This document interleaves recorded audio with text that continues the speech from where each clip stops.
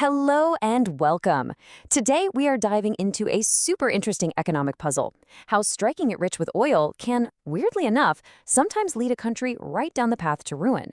We're going to explore how a nation's greatest treasure can actually become its biggest curse. Really think about that question.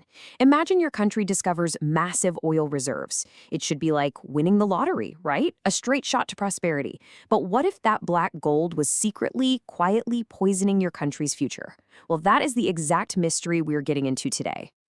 So, economists actually have a name for this whole strange situation. They call it the oil curse, or more broadly, the resource curse.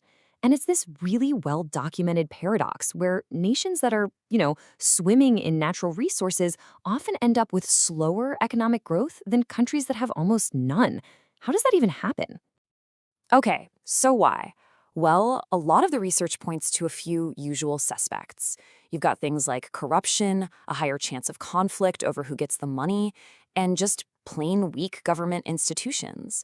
But the research we're looking at today, it suggests there's a deeper, more hidden factor at play. Something cultural that gets worn away by that flood of easy oil money. And to get what that hidden factor is, we need to talk about a really powerful and honestly an often overlooked economic force. It's a virtue we all know personally, but when you scale it up to the national level, it's basically a superpower. I'm talking about patience. In the world of economics, patience isn't just, waiting your turn.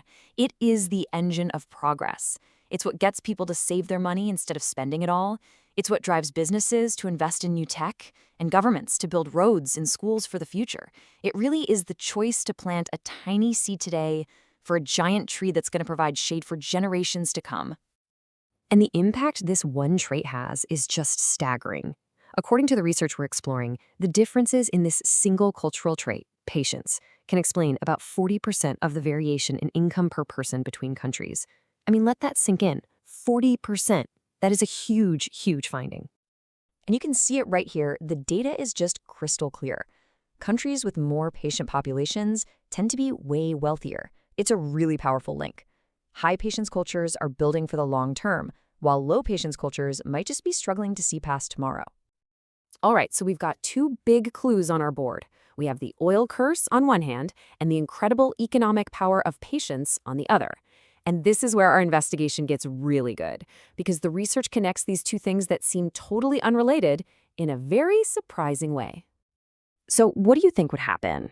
Would the promise of all that future oil money make a country more patient, more forward-looking, or would something else happen entirely? And there it is. The more a country leans on its oil money, the less patient its people tend to be.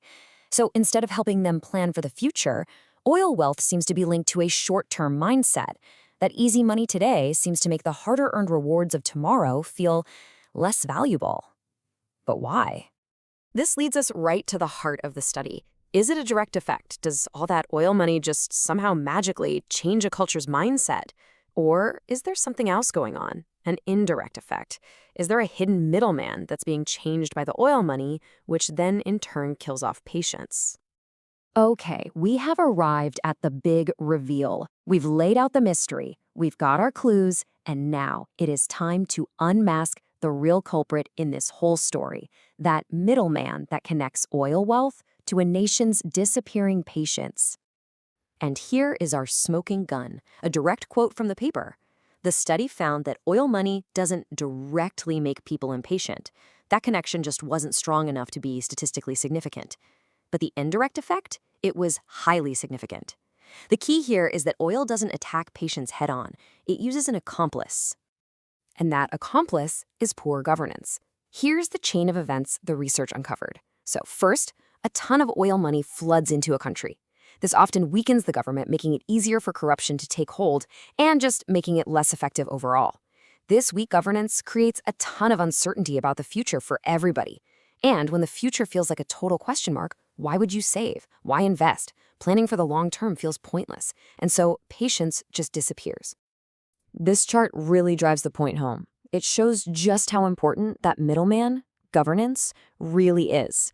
The research shows that the indirect path, the one that goes through bad government, is the critical one.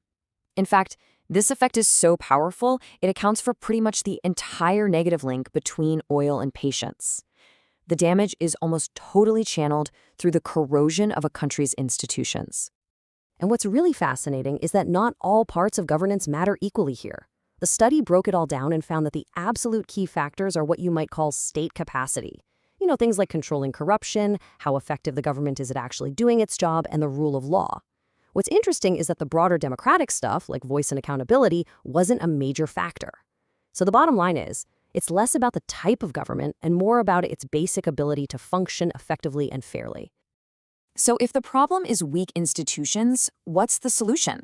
This research is great because it doesn't just tell us what's wrong, it also points towards a cure. Let's look at how a country could actually break the curse and turn that oil treasure back into a blessing. And this right here, this is the single most important takeaway. The problem isn't the oil. It's the rules, the systems, and the institutions that are supposed to manage that wealth for everybody's benefit. The solution is to fix the plumbing of the state so that money flows to productive, long-term investments instead of just leaking out through corruption and chaos.